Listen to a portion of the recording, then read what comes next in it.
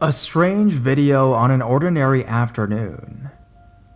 I honestly don't know if this story is appropriate for Reddit Let's Not Meet, as I never had direct contact with the persons involved.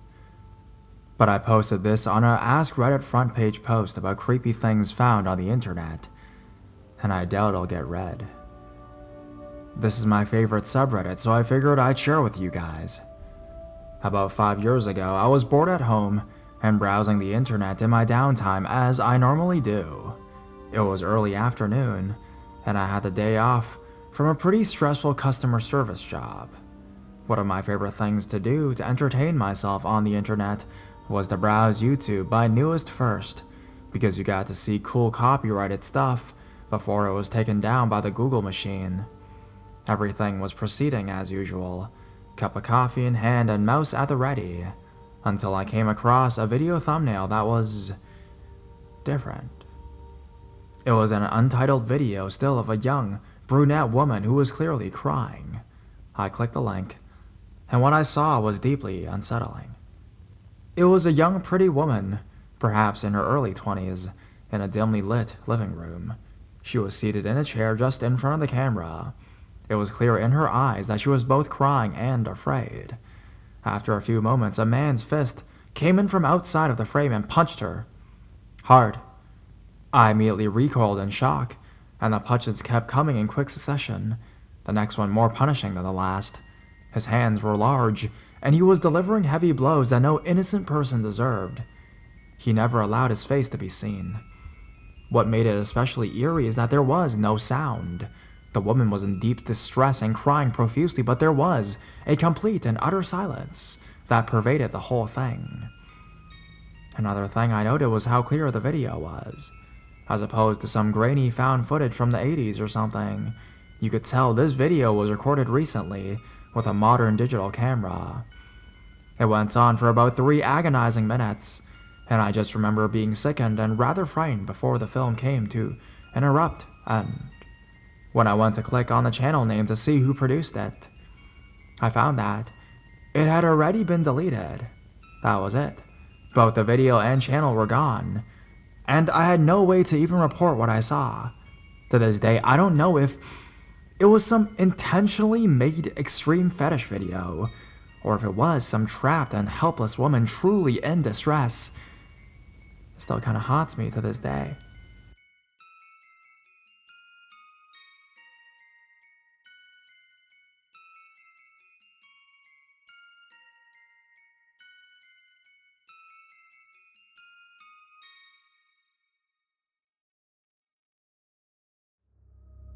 Man at the rest stop.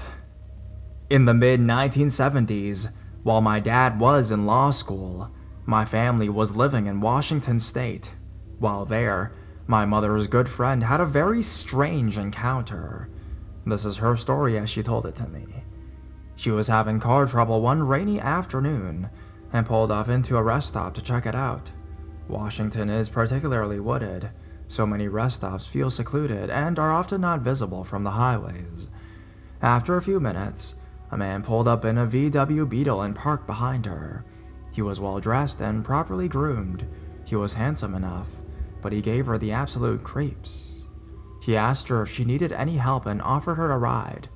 At this point, the rain was pretty insane, and she said that under ordinary circumstances, she may have taken him up on the offer, but the hair on the back of her neck stood up for no discernible reason. All she wanted to do was get away from him.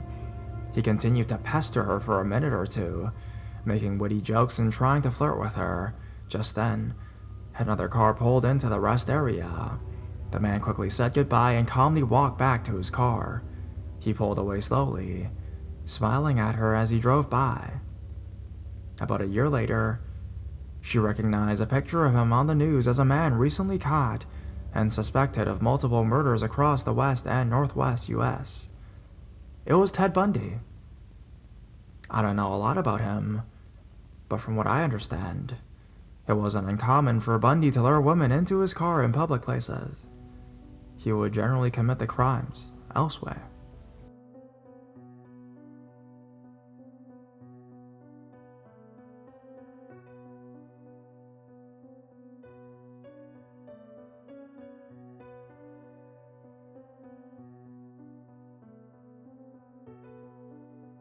You're too pretty to be my wife. This happened about 6 or 7 years ago, but I remember it like it was yesterday.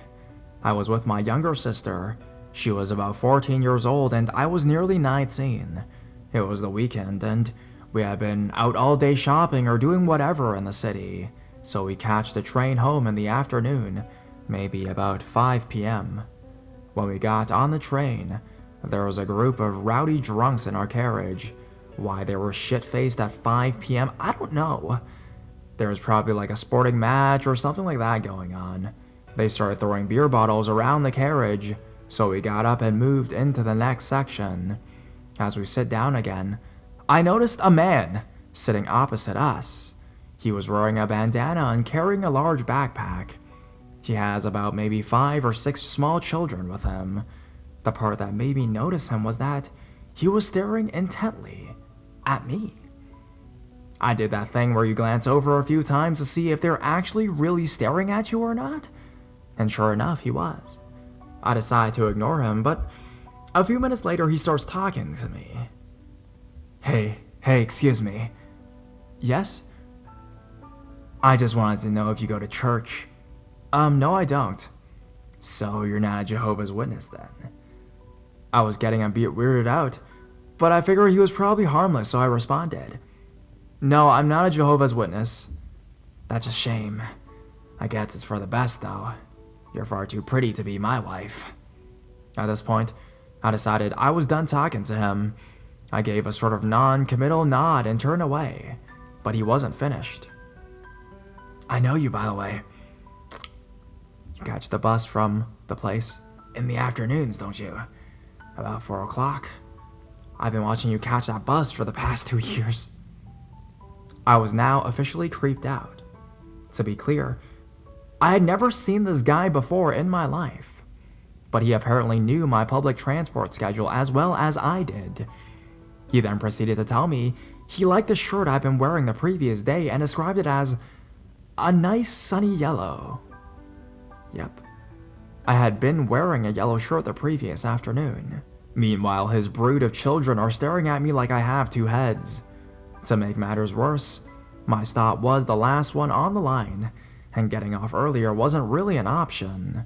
But as soon as the train slowed to a stop at the end of the journey, and the doors opened up, I grabbed my sister by the arm and we practically sprinted away.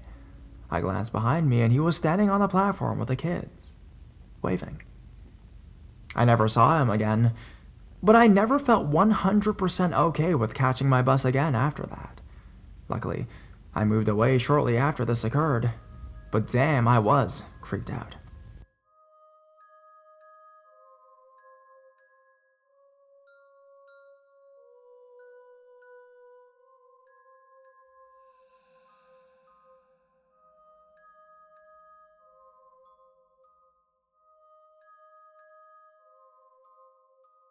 Mommy, there's a man outside the window. While this does directly involve me, I was very young at the time. I think between the ages of 1 and 2 years old. And this is a story my mother told me. At the time, around 1999, we lived on an army base in Berlin. My father was a sergeant in the Royal Signals. One late afternoon, as my dad is out of the house, my mom is preparing dinner with my brother 4 years old, and I'm asleep upstairs on my cot. While my mom is busy making food, my brother tells her, Mommy, there's a man at the window. My mom turns around to the patio doors, which were directly behind her, and to her horror, there is a man wearing a plastic raincoat wielding a butcher's knife. As he reached for the door handle, my mom went to full-on fight or flight mode. Grabbing my brother, she ran upstairs to my bedroom, picked me up and ran down the stairs through the front door. Luckily, an MP patrol vehicle was making the rounds, and my mom screamed at them and told them what happened. They caught the guy a few streets over as he was trying to escape.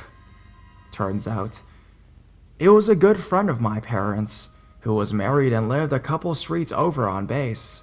He'd had a secret thing for my mom and was obviously a bit unhinged. The patio doors were locked, so he couldn't get in, but still, that's some motherly instinct right there. From what I remember, he was discharged from the army. although I don't know how else he was punished. Possible jail time, although I can't be sure.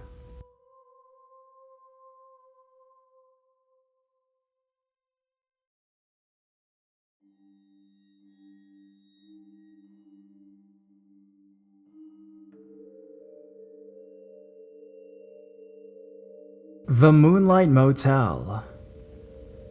This encounter takes place several years ago in a remote part of the Australian outback.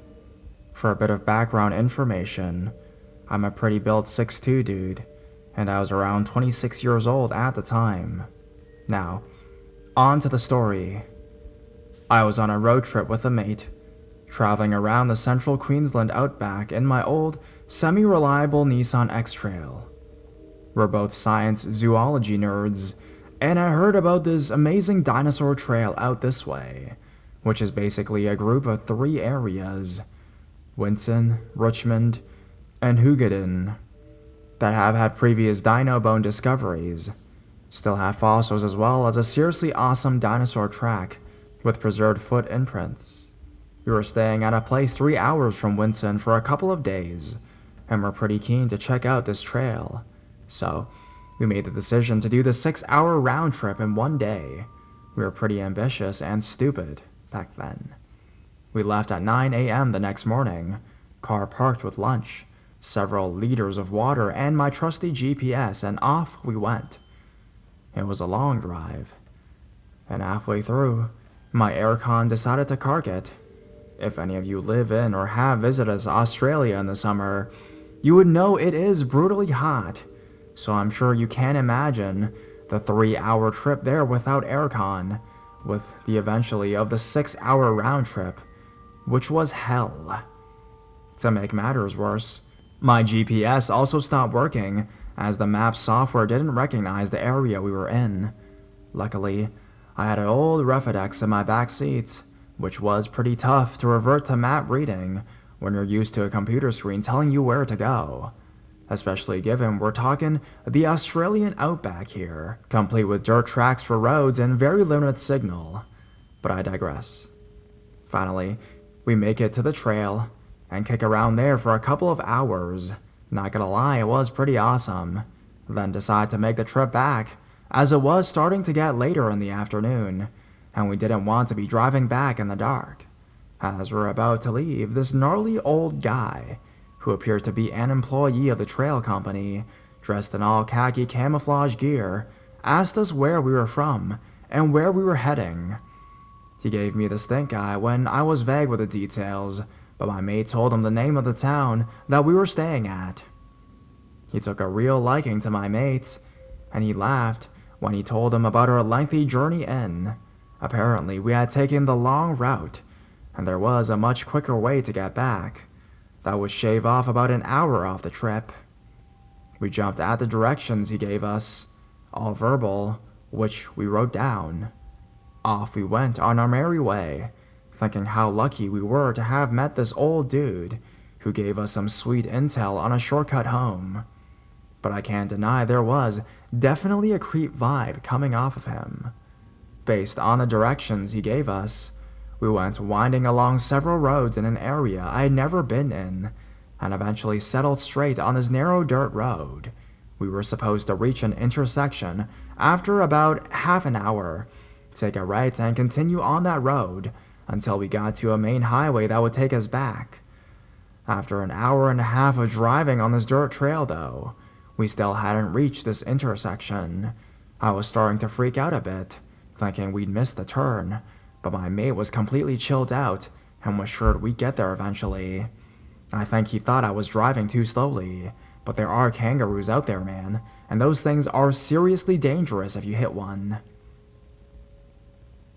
We had been traveling for a while now. It was getting later and later in the daytime, and it got to the point where the gas in the tank was only a quarter full. There were no houses, other roads, or cars in sight, and I was really not comfortable with where this was headed. The middle of nowhere. In a remote area in the wasteland, that is the Australian outback. There weren't even any trees, only this dirt road and desolate dry bushland shrubs as far as the eye can see. I stop the car and tell my mate to get the binoculars out of the back to take a look around in case he sees a landmark. Yes, I carried binoculars in my car and I still do. He obliges.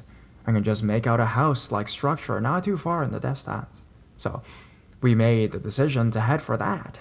We figured it could be a house and maybe the people would be nice enough to give us gas to top us up and some better directions out of there. So, as we neared the structure, it became apparent that it was not a house at all. We pulled up in front of it, out front, to see that it's an old caravan that has been burned to a shell from the inside out. It's still got 3 blackened partial walls up though, so we can't see all the way in, and it looked like someone's been there recently because there are animal bones strung up all over the place, and a cow skull at the entrance to the caravan. Some of the animal bone things even have grass or horsehair woven into them, and they were arranged like decorations.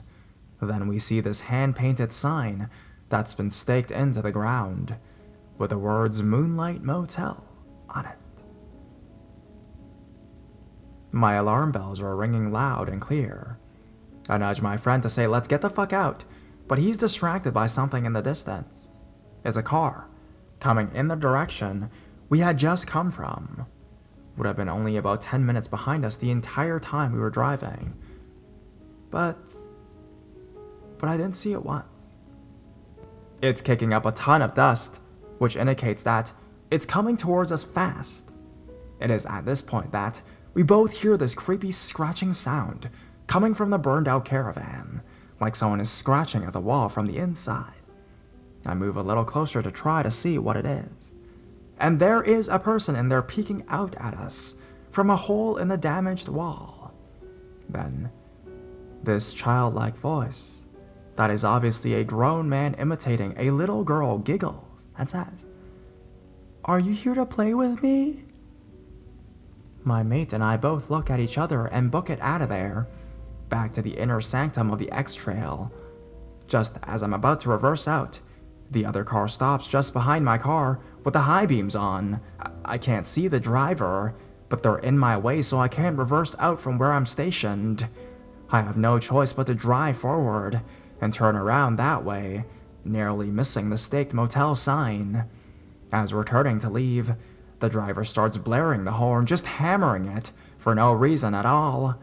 I just speed off, back in the direction we came, and the other car doesn't follow. It's getting to twilight at the stage, and pretty dangerous to be out on these country roads once it's dark, because mainly of the kangaroo situation. But we're feeling a bit better as we manage to navigate our way back to where we came from, the Dino Trail, and even start to joke around about what happened. The person in the other car was probably just honking at us to get our attention, to help with directions or something like that.